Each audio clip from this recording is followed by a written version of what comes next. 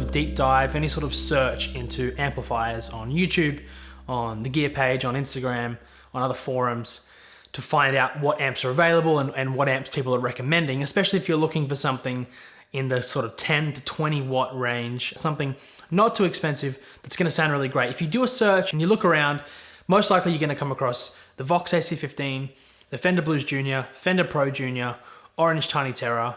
There are a few others, but those are essentially the main ones that you're gonna come across. You're most likely not really gonna come across the Fender Bassbreaker all that much. In my 15 or so years of playing guitar, up until about 2 or 3 weeks ago, I'd never even tried a Fender Bassbreaker. I'd heard of them over the years, but not until recently had I actually plugged into one. And to be honest, my expectations were actually quite low. I think for whatever reason, I just assumed it would be all right, but maybe not great. And I plugged into it and man, this thing's killer. I really, really like this amp. So today I want to talk a little bit about maybe why these amps aren't so popular, why people don't know about them, why people haven't really used them. And I want to talk about and especially show you how this amp sounds. That opening track that you just heard, every single guitar on that track was plugged into the Fender Bassbreaker 15, mic'd up with the Shure SM7B. Now, I don't have the most amazing sounding room in the world, or the most expensive mics ever or anything like that, but I think you can hear from that video that this amp sounds freaking good. This is a good sounding amp, and I want to kind of get to the bottom of why this amp maybe isn't as popular as the Fender Blues Junior, the Vox AC15, and those other sort of small wattage valve amplifiers.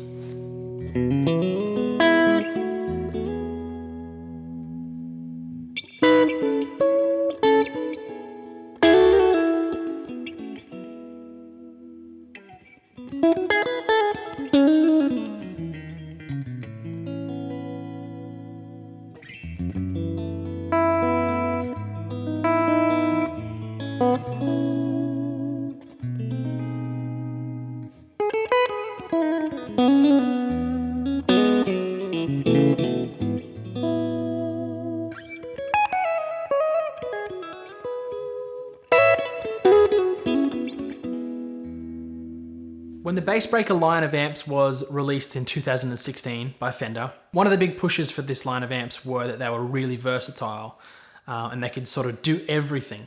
And I think there was a bit of confusion around these amps when they came out. I mean, the name Bassbreaker is kind of confusing. To the best of my knowledge, the amp itself is based and is a continuation of the Fender Bassman amplifiers. And also, to my knowledge, the early Marshall amps were based on the Bassman, and one of those early circuits was the Bluesbreaker. Hence the name Bassbreaker, Bassman, Bluesbreaker. Bit of a nod to those two kind of classic amps. I was talking to a friend recently and I was talking about this amp and how I'm doing a little bit of a video on it. And he kind of said, oh, can you plug a guitar into it as well? And I said, it is a guitar amp. He thought it was a bass amp, and that's fair enough. It's called the Bassbreaker, and I think there's a bit of confusion about that. And also the look of it, it kind of looks like a bass amp in a way. Some of Fender's bass amps that I've seen have that sort of old school logo on them. They're often black or gray. I think this amp series wasn't quite marketed the way that it should have been, because honestly, these amps sound really good.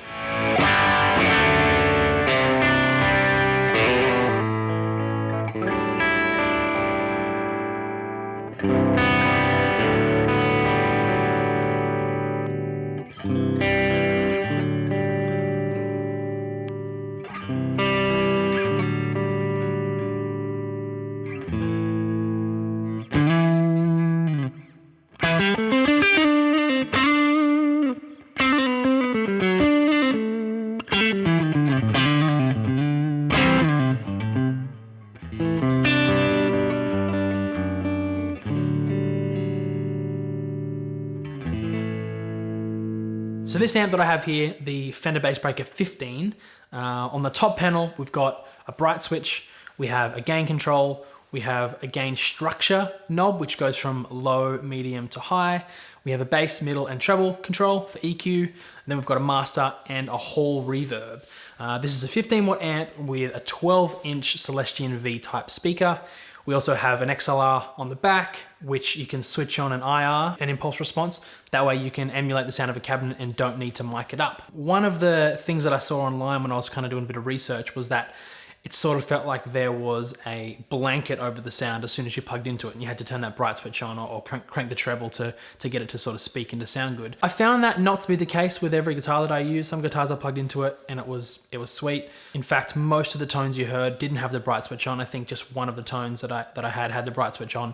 But honestly, you can just turn the treble up, you can turn the middle up, you've got a bright switch. I think it's not a negative thing that an amp sounds dark when you plug into it. I mean, some amps I've played are just too bright straight away, and you kind of can't get any warmth out of it. So I think to be able to have that warmth there when you're using a guitar that needs it, but then when you're not, you can just turn that bright switch on, you can turn up the treble and mids, and there's controls there. So it is quite versatile in terms of EQ and in terms of gain as well. You can go from really, really clean tones to really, really dirty tones. And I'm gonna play you a little example now of me trying to be cool and play metal, but I can't, so have fun with it anyway.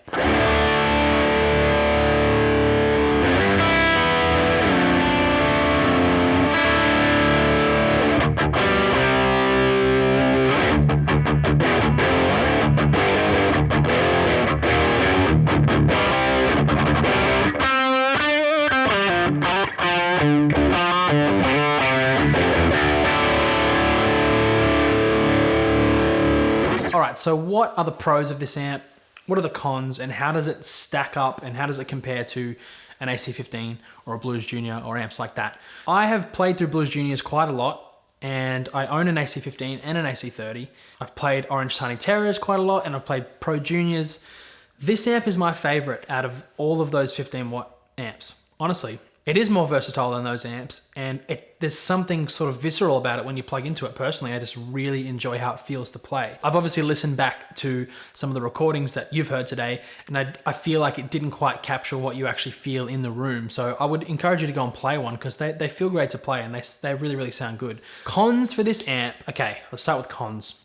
I personally don't think it needs a low gain and a high gain option. When I'm buying an amp or a pedal or a guitar, personally, I'm not looking for one thing that does everything. I'm not looking for one size fits all. I understand that a Strat does a Strat thing, and a Gretsch sounds like a Gretsch.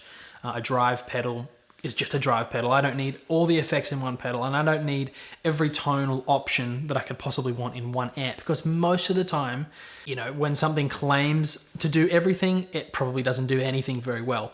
I think that's not quite the case with the Bassbreaker. It does do everything quite well, but honestly, that medium gain is where I live. That medium gain is what I love about this amp. I think if this amp didn't have the low and the high gain option, I think it might actually be more appealing to people who are buying valve amplifiers these days. I mean, if someone wants to have all the options ever, they're just going to use a plug-in anyway. But if you're selling a valve amplifier to someone who wants that and understands the feeling of plugging into a valve amp, I don't think marketing it as having everything is probably the best thing to do, or the best way to go. For me personally, just give me an amp that sounds good. If Fender marketed this amp as just as a solid little combo that sounds great, you can get really good edge of breakup tones into rock and roll tones and some sweet cleans as well.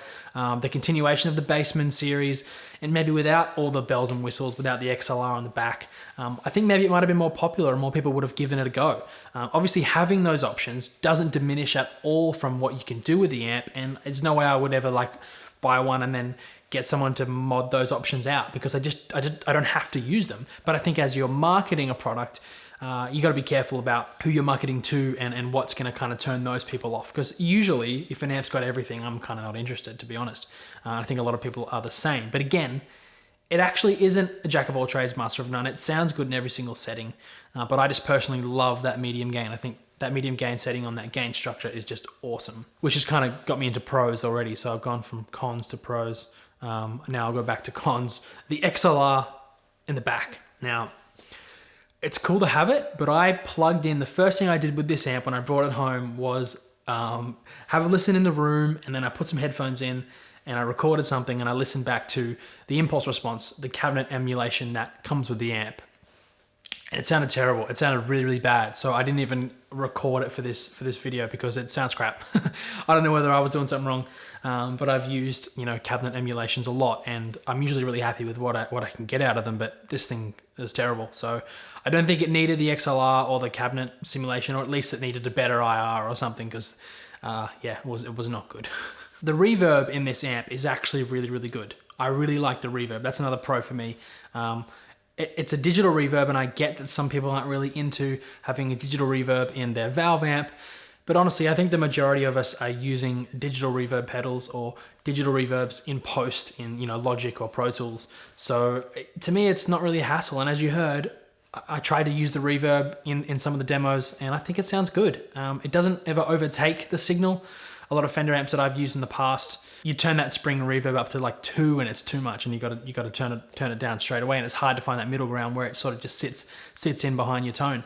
But the digital reverb in this is great, so I'm really into it. Overall, I dig the amp. There are a few features I don't like, mainly just the IR sounded crap. I'm happy to have the gain structure. It doesn't bother me. I just won't use low and high very much. I'll just use medium. I mean, if I want to go for it more of a dirty thing and play some hard rock and metal, the high gain option is there, and it's really cool that there actually are the options in this amp. So I think don't shy away from the Bassbreaker. Don't sleep on it. I think this is a bit of a sleeper amp for Fender, one that not many people have used, not many people have kind of taken the time to check it out and try it. I think you'll enjoy it. I'm really into it. Again, I mean, this isn't a sponsored video at all. Fender don't even know my name. I just wanted to make a video about this amp because I was really, really surprised when I plugged into it, and I wanted to see how I could get it to sound in a track. And yeah, I thought I'd share it with you guys. So thanks for watching. I appreciate you taking the time to check this out. If you want to hit the like button, do it. If you don't want to, don't have to. Subscribe if you can, because I'm going to do more videos about gear, comparing different products and talking about some stuff. So hit that subscribe button if you're interested. The bell as well. If you're really keen on my channel, you quite like me, hit the bell and you'll be notified when I post more videos. I'd like to hear what you think about this amp. Have you used one? Do you like it? Do you hate it? Let me know in the comments below. What do you think of this video? Do you like the tracks in the video and the tones? Don't rag on me too much for my terrible attempt at playing metal. But yeah, thanks for watching, guys. I really appreciate it. I'll catch you in the next one.